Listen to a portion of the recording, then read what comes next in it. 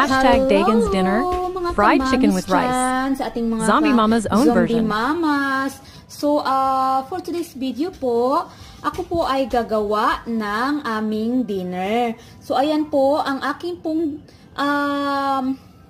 menu.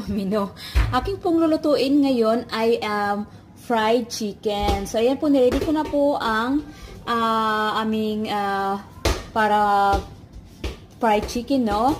So, ayan, ayan, nagpapainit na po ako ng oil sa ating pot, no? So, ayan, mainit na ata yan. Pahinaan natin ang ating apoy. So, and of course, hindi mawawala ang ating garnish dyan, which is, ayan, ang ating beans, seed beans, no? Yan siya. And, ang ating side dish po dyan ay rice. Nagluluto na po ako ng rice. Ayan na po ang rice, mga kamamis. So, mainit na ata ito ang ating pot na may oil. So, ating i-try. Lalagyan natin ng chicken. Ang aking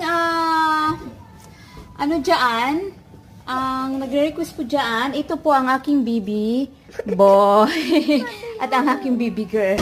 So, ayan. Saglit lang, baby, ha? I put it, be. So, i-try natin. Ilagay natin ang ating chicken kung mainit na ba ang ating pot. Oh, ayan. Hindi lang nilamihan ko ng oil kasi kunti lang naman yung chicken na anuhin ko. Yan lang po mga ka-mamis, no? Ang ating video, ang ating ano ngayon, no? So, yan.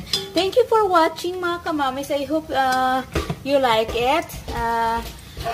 This video na ginawa ko, no?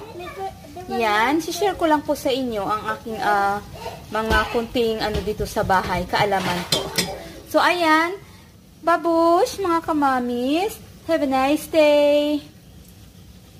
Hello to Zombie Mama! So, ayan na po ang aming dinner. It's time for food plating na po tayo mga kamamis, no? So, ayan. Ayan, nagkagubot na naman. That's for Alba's portion, mga kamamis. So, ayan ang ating side dish, ang ating chicken, and of course, ang ating garnish. Ayan mga kamamis, at lagyan natin ng ketchup. So, ayan lang kabilis ang ating dinner. Baby, garnish like this, oh. So, ayan, smoke-like malted mga Elsklinger. Babush.